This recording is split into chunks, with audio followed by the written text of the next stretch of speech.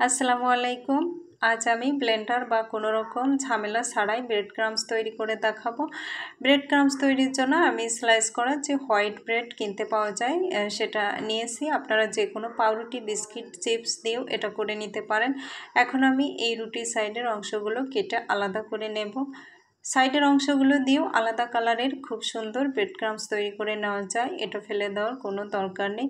তো একইভাবে আমি সবগুলো পাউরুটির সাইডের অংশ একটা একটা করে কেটে নেব।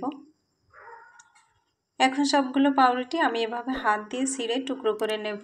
টুকরো করা হয়ে গেলে আমি এভাবে হাত দিয়ে ঝুরি করে নেব। আশা করি দেখে বুঝতে পারছেন কিভাবে এটা করতে হবে। এবার দেখুন খুব সুন্দর এটা ঝুরি করা হয়ে গিয়েছে। ব্রেড ক্রাম্বসটা কিন্তু খুব বেশি মিহি করে ফেলা যাবে না, একটু বড় বড় দানা থাকতে হবে। এখন এগুলো আমি একটা পাত্রের মধ্যে তুলে নেব। পাত্রে তুলে নেওয়ার পর মোটা ছিদ্রযুক্ত একটি ছাঁকনি নিয়ে তার মধ্যে রুটির গুঁড়োগুলো দিয়ে দিলাম। এখন আলতো হাতে এটা সেঁকে নিতে হবে। এভাবে সেঁকে নিলে বড় কোনো দানা থাকবে না আর সবগুলো একই রকম হবে।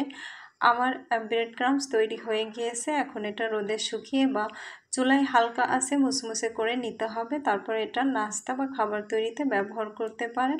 আবার চাইলে ফ্রিজে সংরক্ষণও করে রাখতে পারেন। তো আশা করি আজকের ভিডিওটি আপনাদের জন্য হেল্পফুল হবে। শেষ করছি। আল্লাহ হাফেজ।